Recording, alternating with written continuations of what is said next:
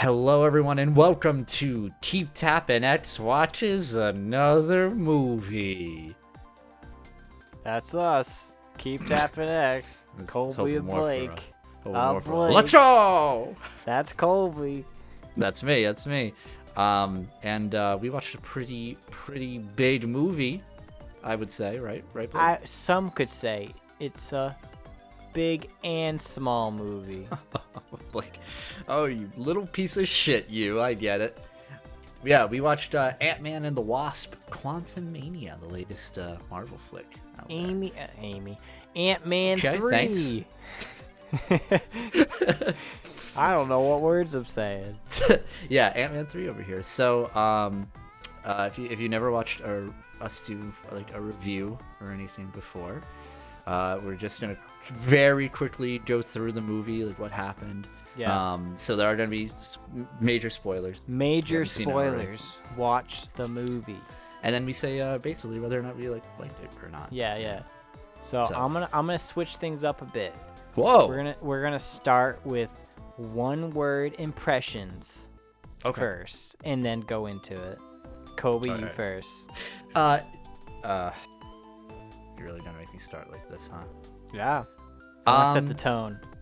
Okay. God. All right. People are gonna think I'm One an word. asshole. I will say derivative. All right. Blake? Thinking. Hold on. All right. Yeah. Here's my word. You ready? Yeah. Are you ready? Are you sure? Positive. Cool. You said cool. Yeah. All right, you heard it here, folks. Okay, all right. Hey, so we're just gonna go through the breakdown and what we thought as we react. So the movie starts off with what everybody saw in the trailer. The man himself, the myth, the legend. Spider-Man. Spice. Yeah. So tell me how you feel, Kobe. Yeah. So before the movie started, I turned to Blake and I was like, I bet this theater's gonna laugh at the Spider-Man joke. Everybody knows the Spider-Man. If you've seen the trailers for this movie, any of them, they do that.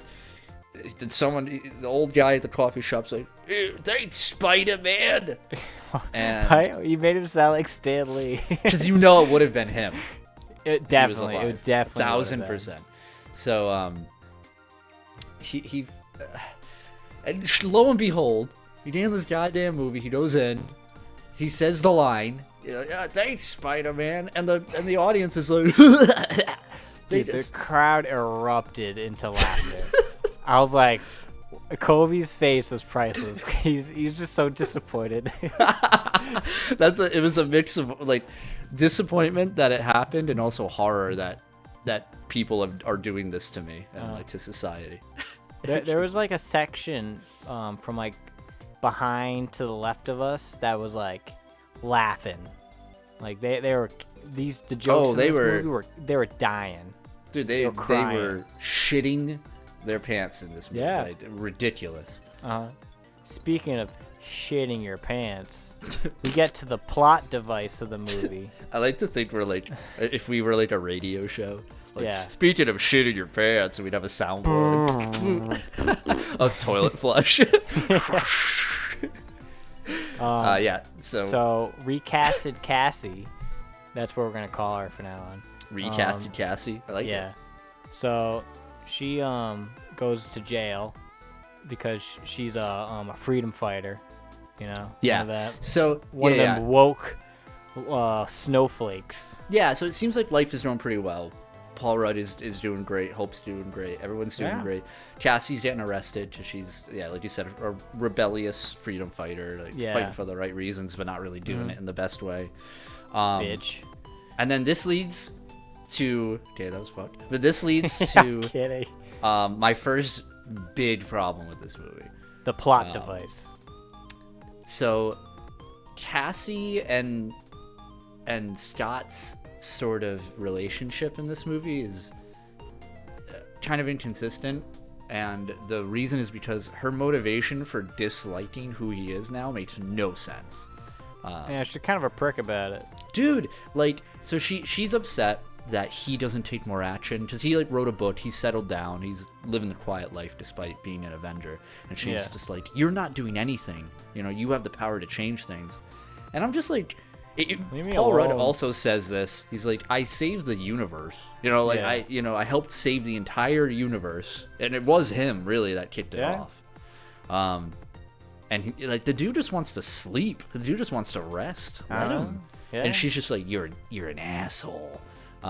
So I think that's a lot of that. It's like teenage angst, you know, for sure. Yeah, but it's not likable. No, I never said it was likable. I'm saying it might be the reason or some of the reason. Yeah, well, probably that's like PMSing, you know. Jesus Christ. Yeah, women, am I right? All 4 of them that played her. Yep.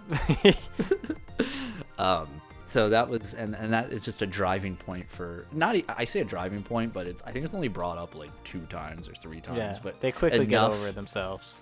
Yeah. But that's how they're trying to set up this relationship between him and his daughter, to try and add like this weird artificial conflict. Tension. Yeah, exactly. Yeah. But anyway, so they go back to they're visiting Unky Grandpa Hank. And Grandma Lewis, Nettie, Letty, Natalie, Janet. So Hank Pym, Colby mentioned this. It looks like he just like walked on set. Dude, he does. Like his hair's all messed up. He wears like a random button-up shirt. Jeans, like until they get the wardrobe change partway through. Yeah, this dude just walked in. Didn't give a fuck. I respect it though. I like the whole like Michael Douglas. I respect that. Yeah, he's cool. I like how they like made little pizza, and then they used their growth serum to like grow it. And I'm like, that's cool. Communism? Socialism, what he said. He was my bad. making Oh yeah, he's a socialist. This movie couldn't get any worse. Yeah, this movie's goddamn agenda cramming it down my forkhole. That's what I'm saying. So they go to Hank and Jolene's place, and they're like, oh, we've been working on something. Scott's like, show me, motherfuckers. And it turns out Cassie just casually built a satellite relay to the quantum realm. Satellite. Yeah, as one does. You know, if some play with Barbie dolls, she makes a, satellite. What's with like? I was seeing a lot of like parallels between her and what's her name, Ironheart. Riri. Yeah. So Ashley's not here. She passed away. But I'm speaking on her behalf. So she had a big problem with Cassie's ability to just create this subatomic satellite. Yeah. As like opposed to like Hank Pym, who's this like genius. Yeah. And he's just like doesn't. He didn't do it, it was Cassie who read his books for 5 years and then figured it out. Yeah. To me, it was a plot device through and through, like not even thought through. Like it was just like, oh, we need somebody to do this. We need Cassie to be a bit relevant, so let's just let her do it instead of Hank. Listen, I was telling Ashley, I'm like, listen, all these like young, like quote unquote Avengers, they're either prodigies, they're smart for no reason, or like, cause they gotta like power scale them, Like if we're going like DBZ terms, they gotta power scale them to make them somewhat relevant. I hate if how they're right just you little, are. if they're just little dweebs, then like who cares, Sure, right. You can't. And it was just like, and I told her, it was just like a plot device to get to the main setting of the movie. That's all it was. I mean, it's kind of like far-fetched, but like whatever. I think everybody knows that, but like it has to be said that it's not the way to do it.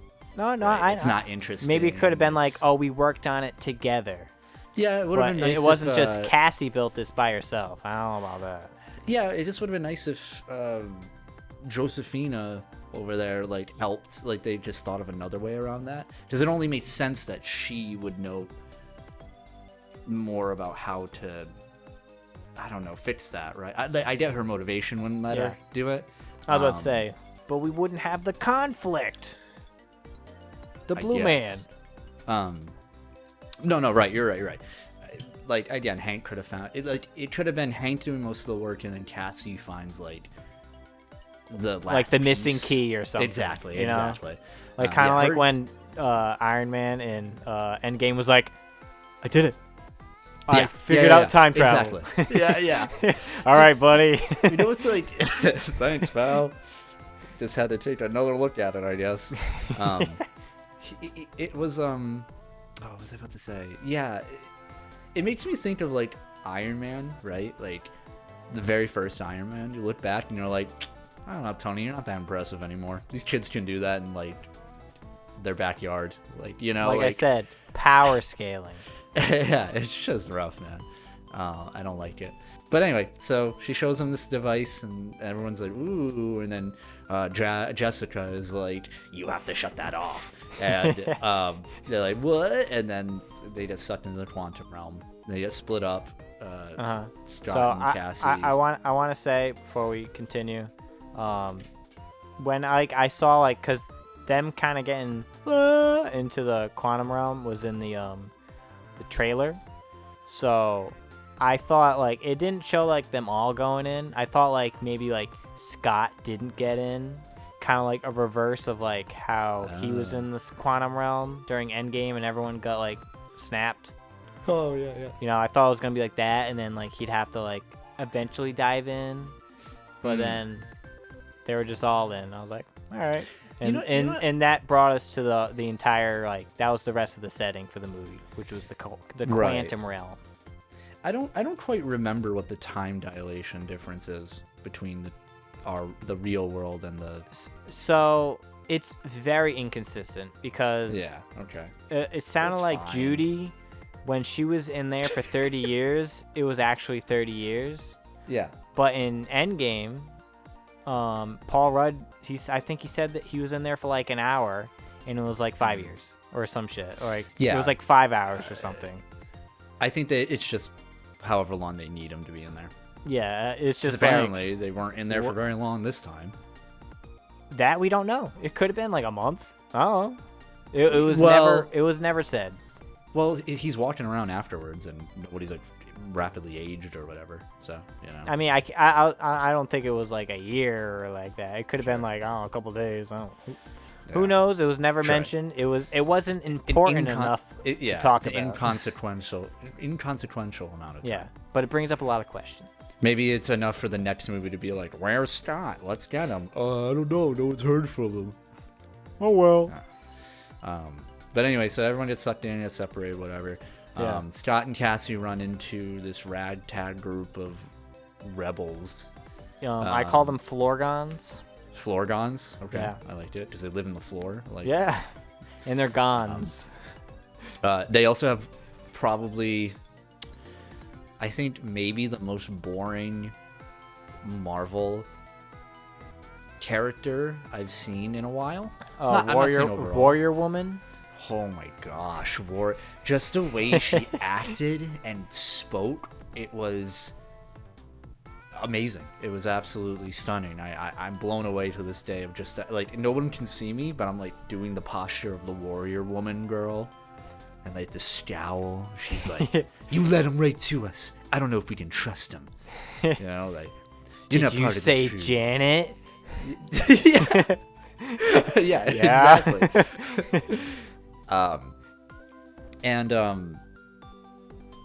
So they get separated there, and then the other group is Hank, Hope, and Jesse together. Yeehaw. And Jean in this movie, she is so frustrating for most of it. Because she will not tell anyone anything. She just keeps playing the pronoun games over and over again. Him.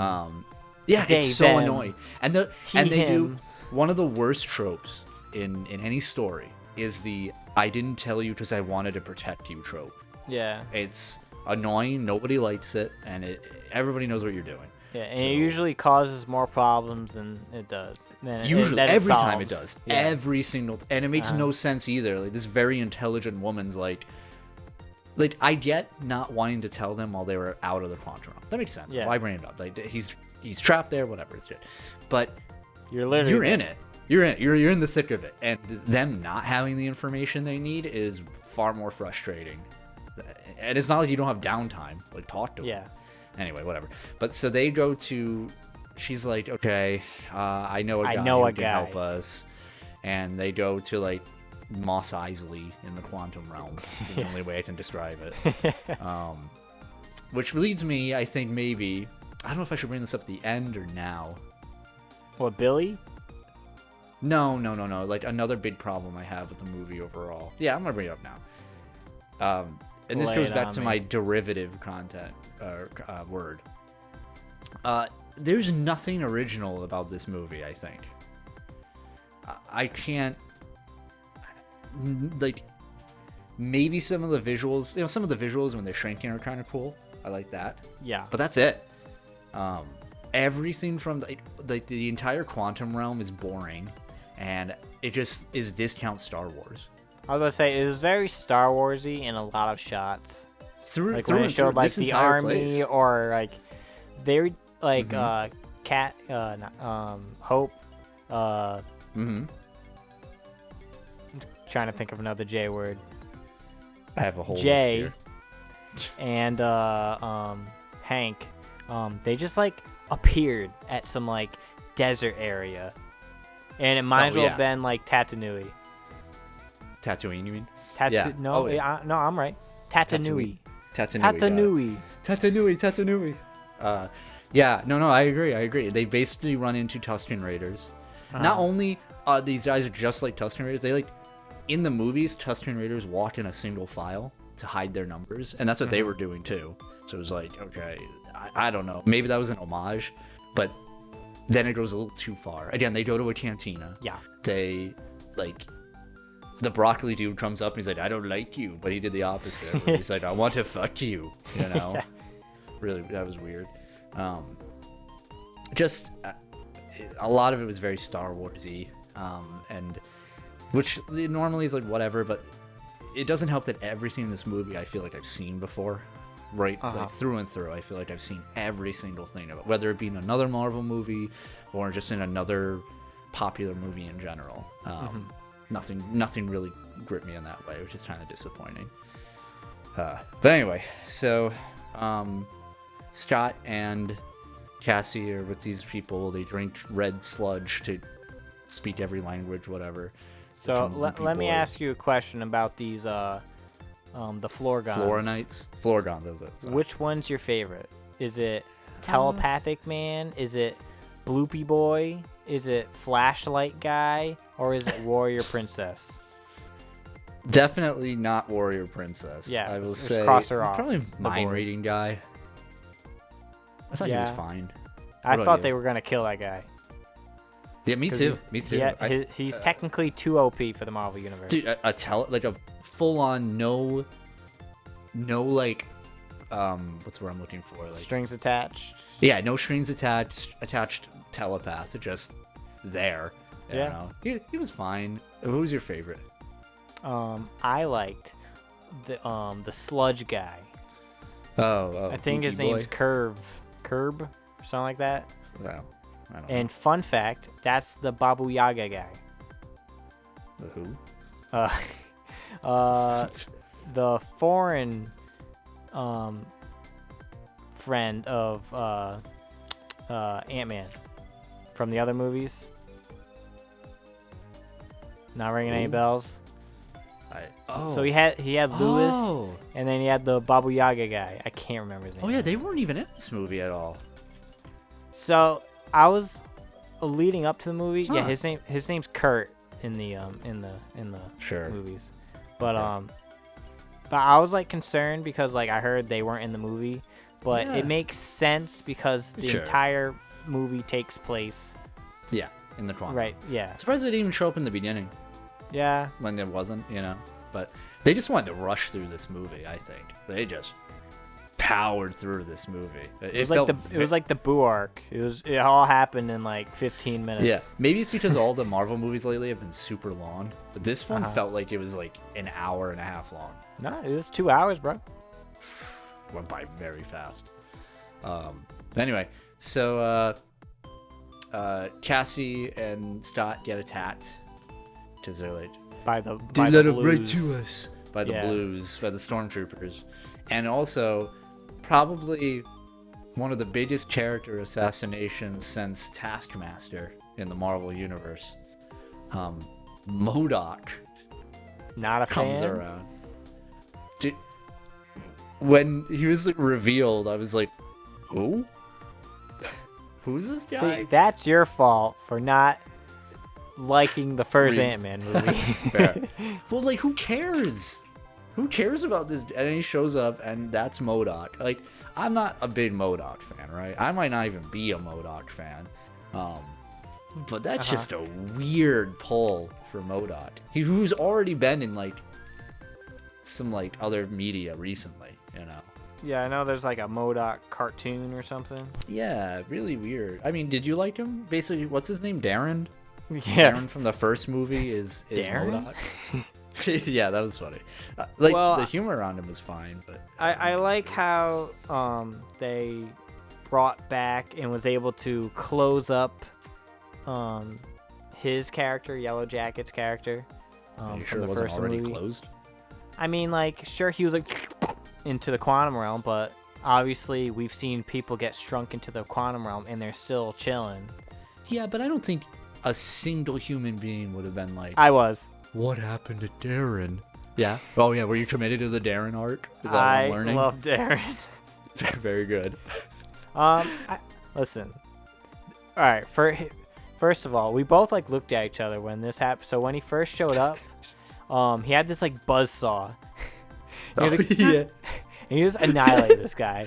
Yeah, And we were both like, holy fuck. away. Yeah, he just vaporized this dude. It never happened again. I'm like, wow, if Cassie got hit by that later in the movie, this would have been way different. Would have been toasted.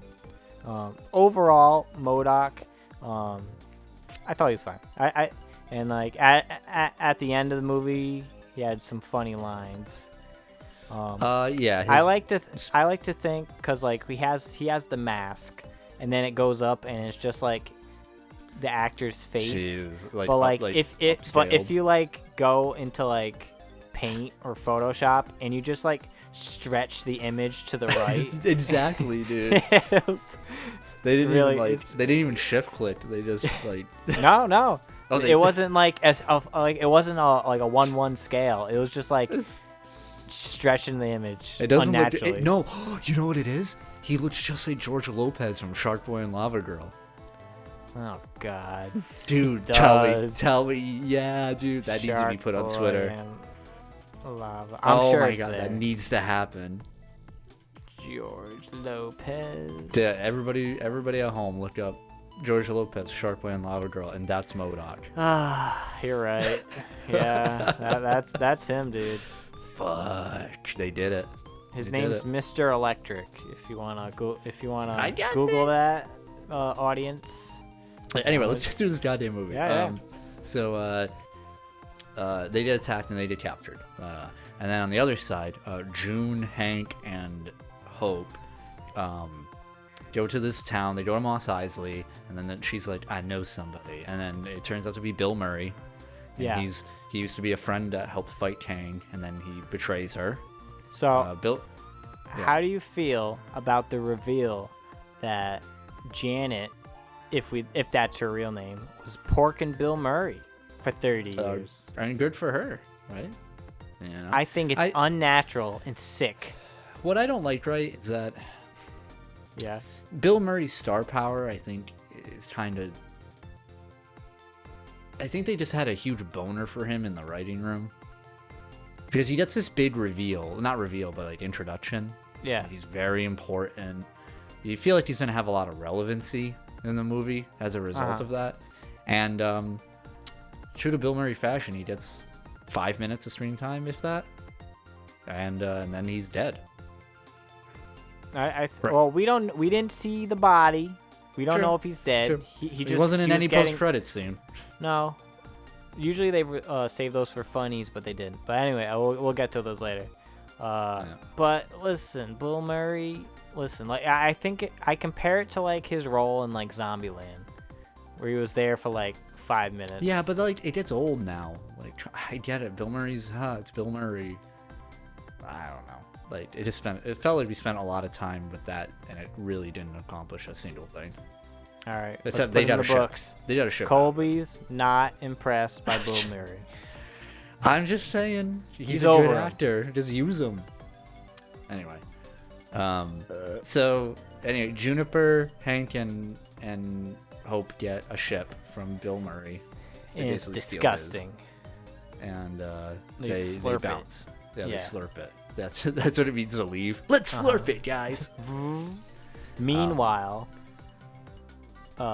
Kang the Conqueror. Yeah, he's been conquering because he finally meets our heroes, Ant-Man and Cassie. I don't know if she has a superhero name. I have no idea. Ant daughter. Ant girl.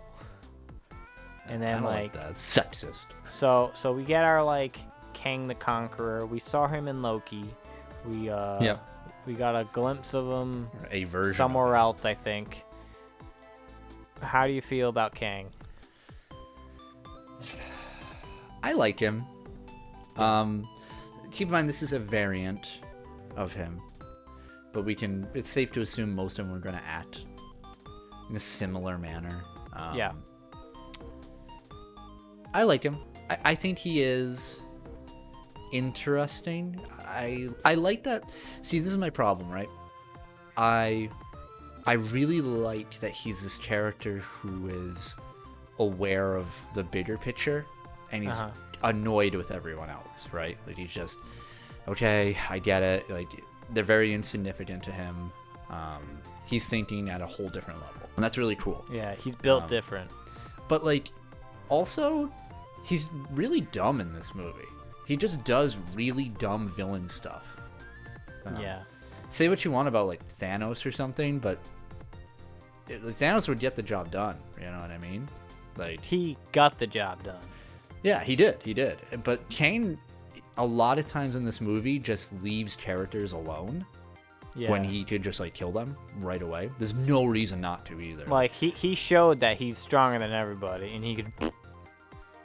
He just gets clapped all the time he gets blindsided all the time. It's like, what are you doing? If you're a guy who can see everything, who has seen all these realities, defeated the Avengers so many times, why aren't you like putting these people in handcuffs? Yeah, it just is really silly. Why aren't you getting rid of their suits or something? I don't know. Like, just really weird. He showed that he has like the Force, so I don't know why he didn't just like close people's necks, which isn't really explained. Like, it wasn't like they didn't show off like a gravity device. I know he had like his gauntlet thing, but that looks like it just shot lasers and stuff. But is that like the source of all his power? Very, very inconsistent and weird. What did you think of him though? I like him. He made some funny faces, which was funny. There was a line he says in the movie where Kobe and I were dying. He like makes this face and he like prolongs it, and then he's like, "Kill." He's like, "Kill him."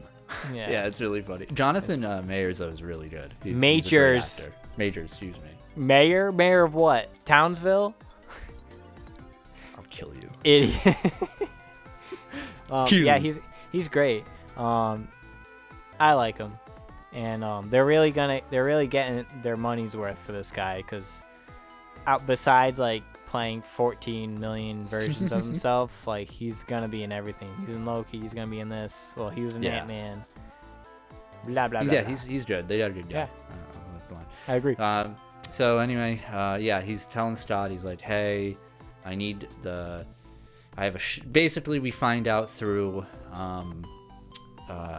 Justice and Kang that Kang got banished. He was exiled by the other Kangs to the quantum realm because it exists outside of space and time. He has a ship, but the power core got wrecked, or it was powered down, and Juniper helped him, and they restored power, but then she was like, "Oh fuck, you're a bad person," and enlarged the power core to a point where it couldn't be used. So he wants Stott to go into the power core, shrink down, and shrink it as well, so he can use it again. Or he'll kill his daughter. Boom. So Stott does it. He goes into the power core thing. Yeah. We did an interesting scene where he basically has to fight through all of his probability Possibilities. cells. Or, Yeah. Is it probability or possibility? Probability storm. Okay. Technically, that's the same thing. He had Yeah. to fight all the different possibilities of what he could be, which is like a cool concept. Yeah. They kept rolling with this Baskin Robbins joke, which was I funny liked at first. Yeah, I liked it at first too, but then they kept doing it, and I was like, "Can we see other variations? Like, can we see one of him like from jail?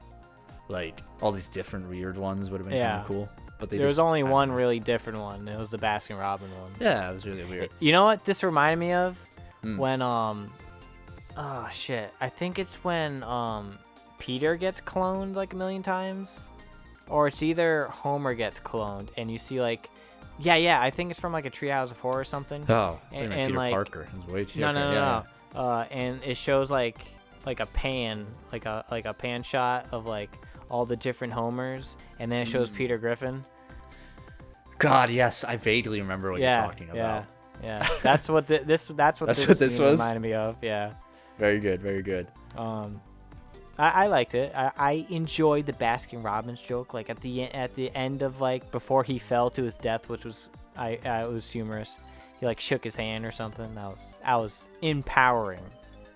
Also, Hope was there. She showed up eventually. Yeah, that's Hope doesn't do much in this movie.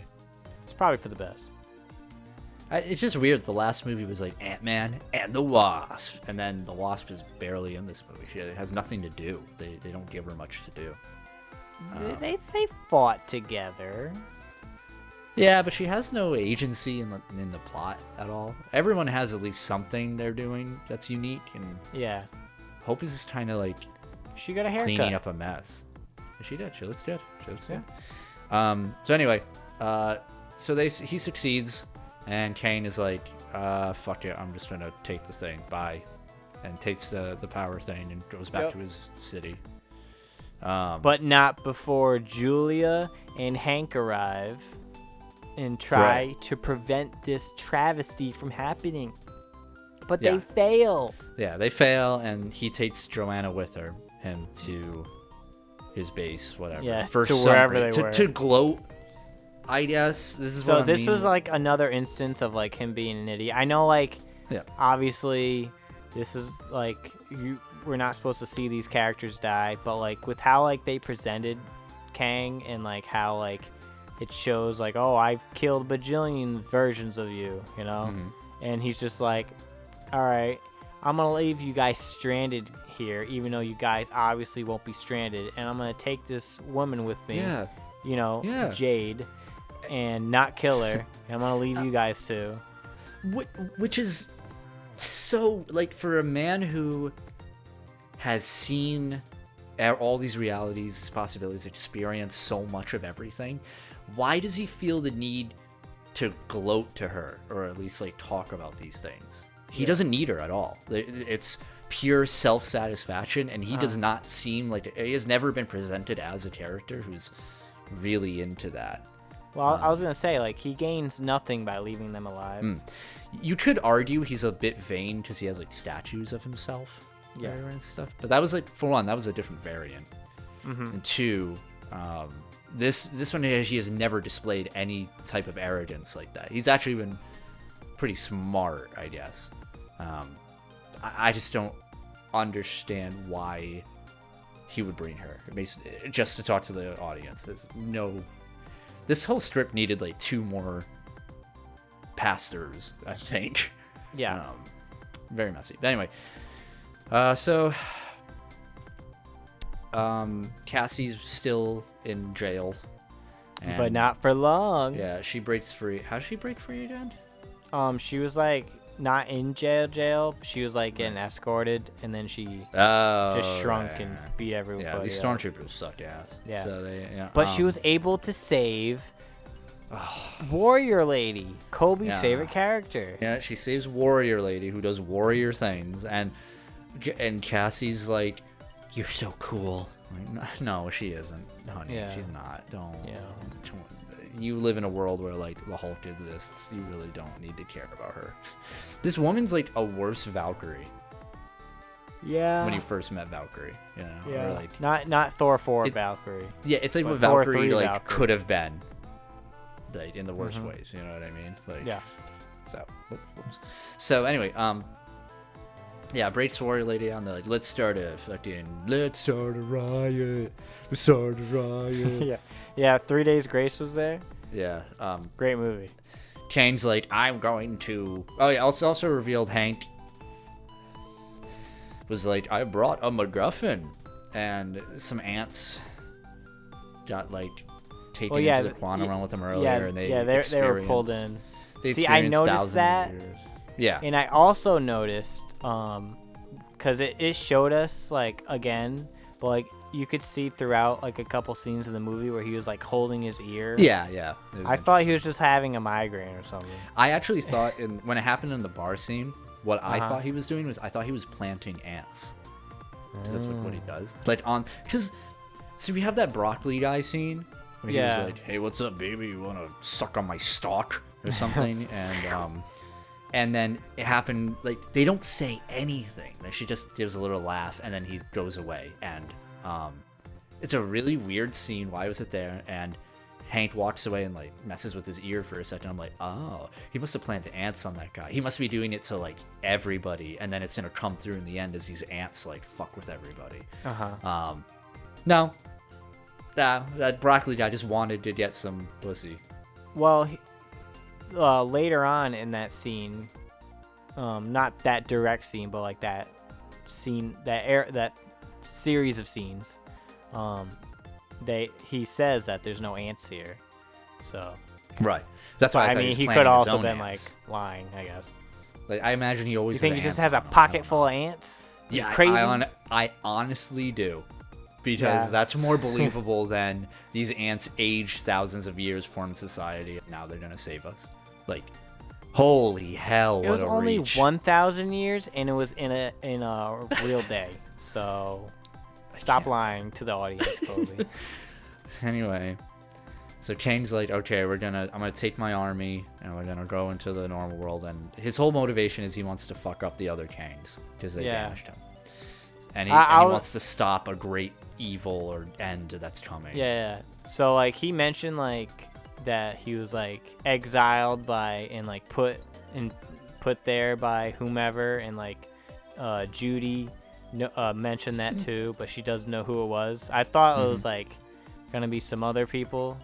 But Me it was too. Like, it was the other Kang. So I was like, okay. Which is fine. Yeah. It would have been interesting too if he mentioned something else like Celestials or something. Yeah. Like, I thought it was like the Watcher guy or whatever. Yeah, Watu. That would have been cool. I remember in Loki, that like it mentioned that like there was like the Kang in that one, like at the end before he got shanked. Like he mentioned that there was like a war of the different Kangs or some bullshit. Which so is interesting. It's cool. I guess it makes sense.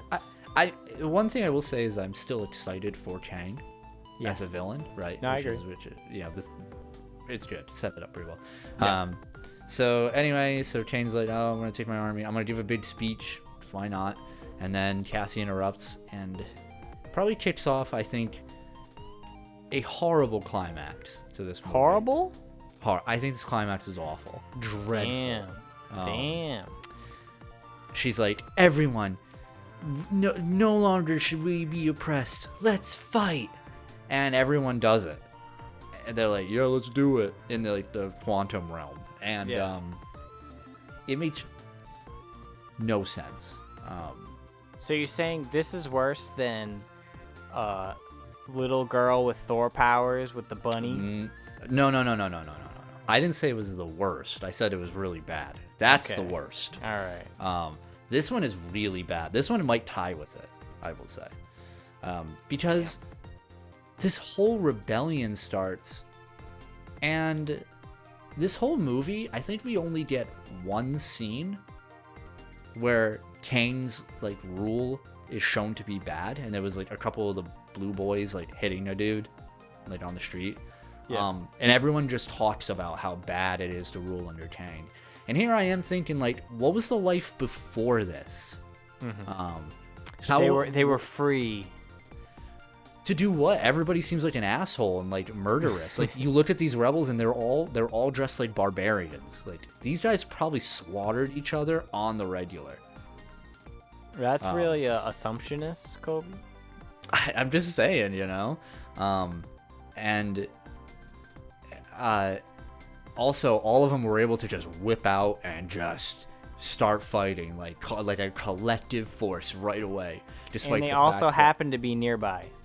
All of them were nearby, and they had no leadership, right? Like their leadership was captured, and they were just there. Like it was so bad. It was such a bad excuse just to get everybody in the same place. It just wasn't earned. Right? None of it was earned. And then Kane starts up his machine, and Scott turns colossal, and he's like, "Our word is our bond." I'm like, "Why are you yelling out fucking like life lessons right now? What are you doing?" Well, he's repeating what Kang said earlier.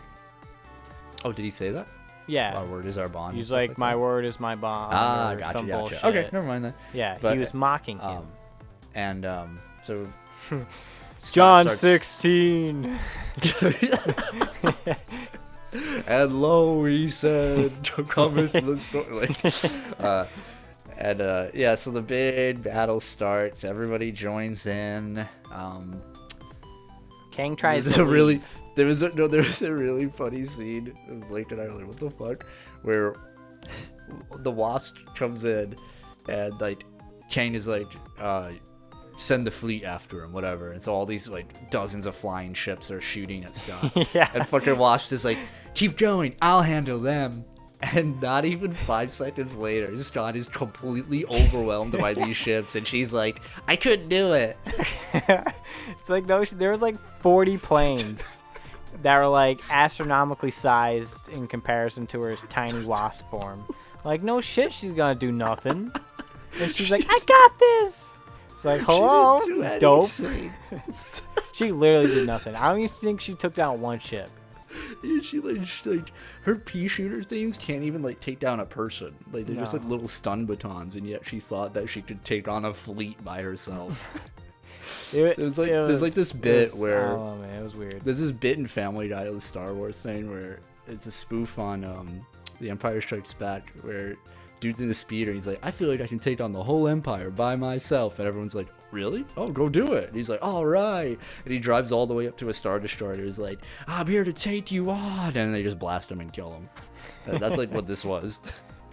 Yeah, it was not the best showing for Hope Van Dyke, whatever Poor her name Hope. is. She contributes way more in the very first scene where he talks about how much good she does for the world. Yeah. Than she does for the whole movie. She's like, you know, I don't know. Anyway, yeah, so we have Cassie versus MODOK. Yeah. And she turns the tides on MODOK as a person. Because she says, like, hey, stop being a dick. And he's like, although how to stop being a dick? But yeah, why is this dude an idiot? Was he an idiot in the first one? I mean, kind of, but not like a hopeless idiot. But I think that's like partly because of like the quantum realm. You know? It's weird. He was like, tell me what to do, you know? Yeah, like, he just like turned really quick, kind of. Yeah. No I thought it was funny, so I liked it. Cha-ching. So they blow up the rings that like fuel the giant transporter whatever thing. Yeah. I checked out a little, and Kane comes out and he's like, I'll take you all on myself. He was murdering people. He takes down like 30 people. Yeah. Okay. But he was just Pretty like cool. and like lasering people to smithereens. Yeah, that's like his one feat. Yeah. in this movie is he took down the F list cast. He really did, dude. He gets some jabronis. He kills. You know, it's really nice when the villain takes down the jobbers. You know, I was hoping. Oh well, he did kill the laser guy. He killed Laser I Guy. was gonna say I cool. wish he took down a couple of those guys. I really wish he was gonna kill the girl. I really wish he killed Warrior Girl. I mean, if it would have been no consequence if like the movie would have played out the exact same if he murked that girl. So, I don't know.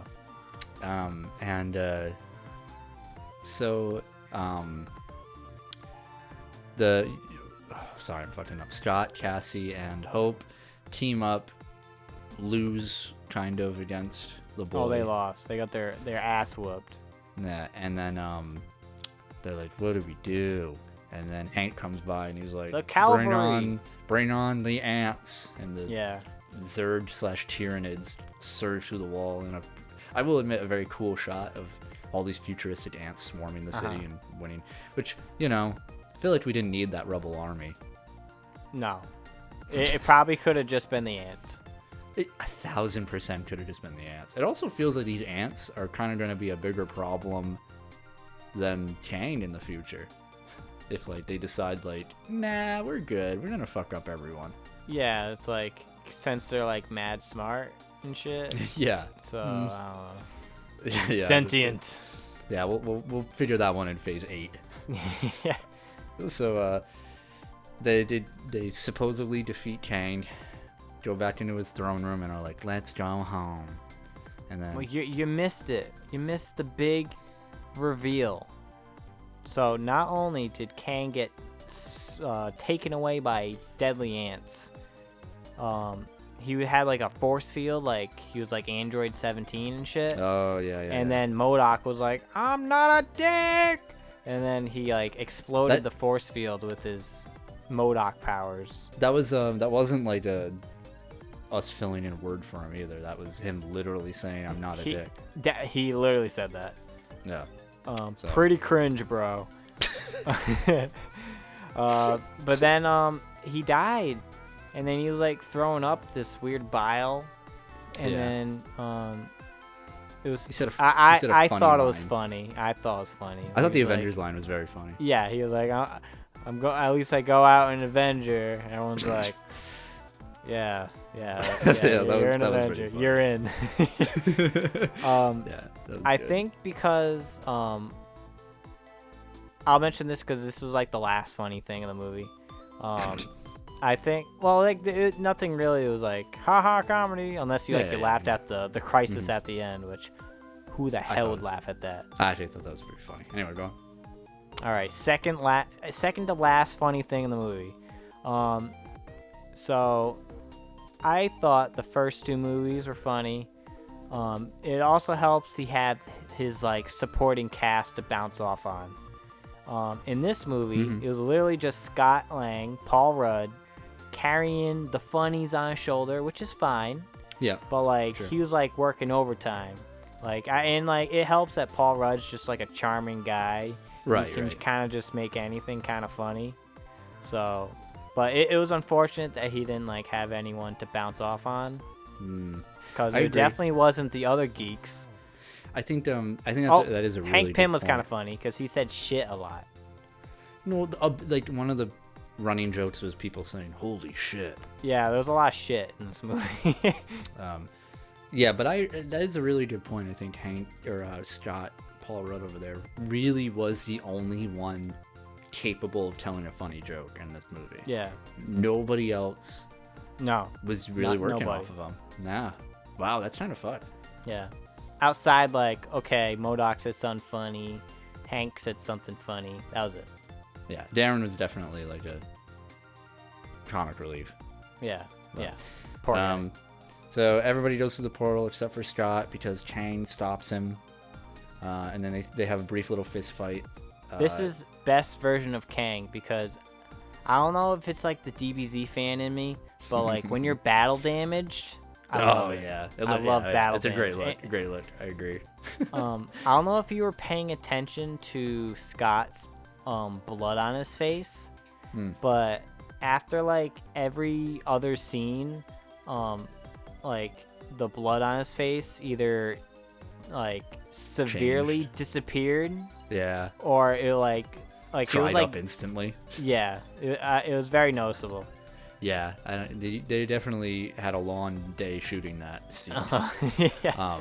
Also, Kang, pretty jacked. Dude, so he's also in like the antagonist in the new Rocky movie, Creed 3. Oh, So and Jesus like Christ. so he's like jacked to the gills. Like Good for him. Good for him. He like looks when good. he was like beating the shit out of Scott Lang, it was pretty obvious he was beating the shit out of Scott Lang. Scott's like, I didn't hear no bell. But Scott ends up shutting off the portal in a really weird way. He gets a bunch of the little discs that grow and shrink things, whatever. Yeah. And he uses it on the device. Which we've seen these discs used on it before, and like they work in some way. You know, they grow, whatever. Jane did it. Yeah. That's how she like shrunk it. She used 4 of the Right. blue ones, but this time Scott used like 6 mixed, and I guess that was like, you know, Yeah, Kang gets sucked in and dies. Yeah. allegedly. Yeah, right. And also Hope came by and like saved him, whatever. Yeah, but they're 'cause, both like- trapped. But like Mr. Kang, he was like beelining for that fucking portal. He like jumped for it like 3 times. He's like, "Come on, man!" Yeah, he doesn't make it all that stuff. No. And what's kind of weak is that Scott did it as a sacrifice, right? He was like, I just need to make sure neither of us win. And it was just really, there's a lot of Courageous. weight. There's a lot of weight to that choice. Yeah. And it amounted to absolutely like nothing in that weight, because Cassie just opens up the portal again like it was no problem. He was willing to sacrifice himself, and that's all that matters. Yeah, I guess you're right. And it was nice because Hope went back with him and was like, I rather, they were choosing to save everybody in that moment. And I don't know how Cassie just opened it back up again. I mean, kinda we also did. like the whole time thing. We don't know if that was like a week later in the real world or like whatever, you know. I guess, but okay. Another detail they didn't feel it was important enough to yeah, but talk that's a about. huge detail. I agree. If it was like they came back and Cassie was like another fucking 10 years older, then I get it. I guess it still wouldn't be that satisfying. But I don't know. Cassie just knew how to open a portal into the quantum realm now. Yeah, guess it's just there. Whatever. And one could argue like, oh, but her device was giving her all the information. It's like, well, that was unplugged at the beginning of the movie, so it was not getting any information. So, and so, but anyway, She's Paul built Rudd's another back. one, man. Yeah, Paul Rudd's back. He has a little fake birthday for his daughter, and the ends. So, what's really weird about the fake birthday is that he didn't invite his ex-wife, which is Cassie's mom, or like the stepdad from the previous 2 movies. Even though he like mentions the mom like a couple times in the movie, just didn't want to pay him. I would say they'll mention her, but they don't want to pay her money. Like a Natalie Portman situation. It was a very weird.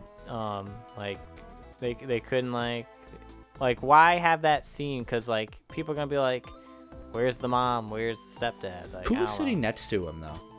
The blonde girl next to him. Blonde girl? Yeah, to his like. It to wasn't Cassie? His left, our right. I don't think it. I thought he was on. I thought she was on his right, and on his left was another girl. The camera was mostly on him during that scene, which is kind of weird. But you got to see the having people his sitting crisis. next to him. Yeah, which is a funny joke. Yeah. Anyway, so what was the crisis, Colby? What's Scott's problem? Well, so Kang said, as I said before, there's a great like end or something is coming that is going to doom the entire multiverse. Yeah. And the only one who Snoresville. can stop it is Kang. And so Paul Rudd is like, did I just like fuck over everyone? I won't worry about it. Which is, I don't know, dude. You might want to tell your Avenger friends. Something to keep an eye out for, right? Nah, he's just gonna kind of sit on that What one. an asshole. First post-credit scene is all of the Kang the Conquerors gathering together for a great summit, but we don't really know what it's about. So it Basically, showed 3 main Kangs. Yeah. I want to ask your opinion on there was a blue one, and it sounded like he was getting choked out. When he talked. Yeah. He was like, it's interesting that he's doing like a different performance for each. I like it. Yeah, like that's cool. But he kind of at the end he dropped it. Like when he got louder, he dropped that voice. Yeah. When he wanted to yell. But they were talking about how like there's one timeline that's like aware now and is like fighting back against the Kangs. I assume that's like the main one. 616. Yeah, like the whatever Earth is. Which is cool. I like that. I'm into that. I'm excited to see what that shows. It's anything to the kind of seeds. differentiate it. Yeah. It's about time we're planting these goddamn seeds. Like, holy hell. They did with Loki. They did. That was a year ago. Yeah. Well, this is the first movie of Phase 5, so. That's cool. That's good. Yeah. And then the post-credit scene was Owen Wilson. He's back. Oh yeah, a slight teaser at the new Loki season. So. Yeah. It showed Kang. He had an interesting hairdo. Yeah, he was like Nikola. Tom Nikola Hiddleston Tesla. was there. Yes. Yeah. And that's it. So, yeah, that's Ant-Man, Quantumania. So Kobe, if you could give me your thoughts in one sentence about Ant-Man and the Wasp, Quantumania, Electric Boogaloo. Yeah. Give me your thoughts in one sentence. You can put a comma in there if you want. Thank you. Semicolon, perhaps. If you want, yeah. I think. All right. This movie is aggressively average. And I will say disappointing. Damn. Blake. I'm not gonna go first. Actually, Ashley, I asked her to draft a sentence. All right, so I'm gonna say hers. Okay, this is Ashley's. All right. Quantumania wasn't as wacky as its predecessors, and it tries to do a lot, but it got MODOK, cool visuals, and some talking broccoli. She didn't really say if she liked it or not, but that's her thoughts. She doesn't need it, yeah. All right, what about you, Blake? Here's my sentence. I like the movie, but I'm also very easy to please when it comes to Marvel movies. That's true, and that's what I like it. You and Ashley balance my cynicism for Marvel very well. Oh, Ashley gets very critical. I'm usually like, I had fun. Well, with Ashley, Ashley always makes me reevaluate, which is what I like. Your life choices? Yeah, me too. Women. I usually say I'll say my opinion and then she'll say her counter opinion and I'll be like, oh, that's an interesting way to look at it, and that's You're not to wrong, say but yeah, well that's the thing. I won't always change my mind, but sometimes I will. Like I'm open to that from her. Yeah. Yeah, I don't know, man. This movie was I thought visually it was boring. I thought the quantum realm was built up so much to be this really weird thing, and they brought so much order to it that I just didn't care. It just felt uninspired. Like there was just nothing weird about it. I get it was weird, but I feel like I've seen it before in every other sci-fi thing.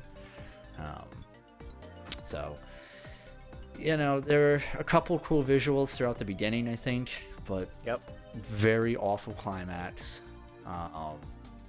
And boring characters. Boom. Damn. Well, you heard it here first, folks. Yeah.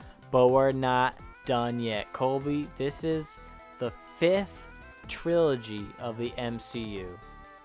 We got trilogy? We got yes. We got Iron Man, we got Captain America, we got Thor, we got Spider-Man, and we got Ant-Man. All the mans. Besides lots of men. Yeah, lots of dudes. And captains. I want you to rank the trilogies. Pretend Thor 4 didn't happen. So discount Thor 4. Rank the trilogies. Okay, go. discount. Okay. You want me to go first? Yes. Okay. Why don't we wait? How many are there? There's 5. There's 5.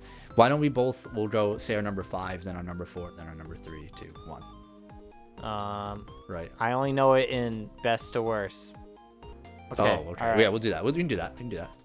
That's fine. Okay. Best one, in my best opinion, Captain America. Really? Okay. I say Spider-Man. Spider-Man is my number 2. Spider-Man's number 2 is Captain America. Yeah. Smart man. For number Thor. 3, I said Iron Man.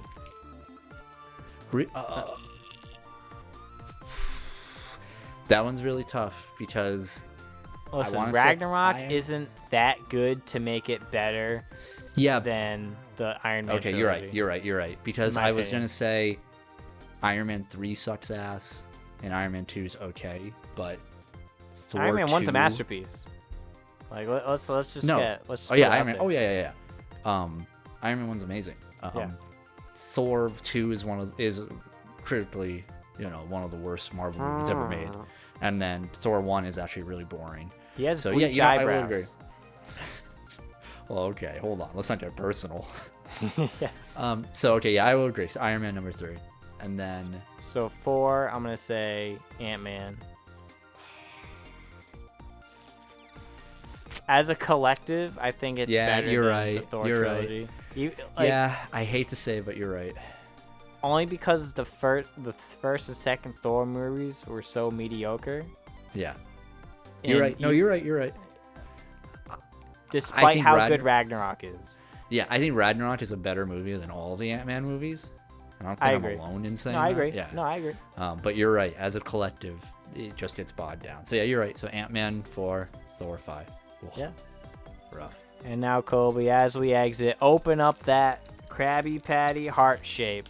Yeah, Blake got a Valentine's Day gift. How the fuck do you open that? Dude, I'm struggling. There it is. I got it. I'm pulling out from the bottom.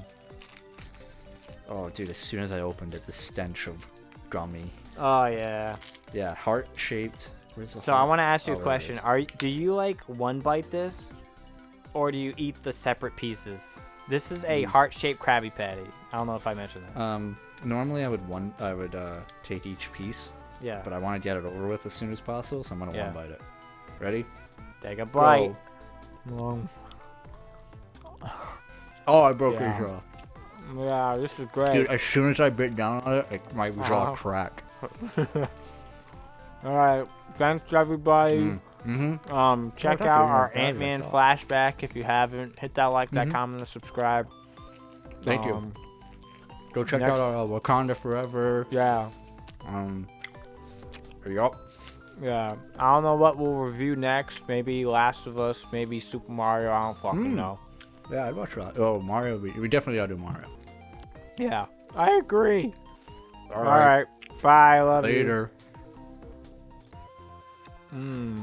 Yummy.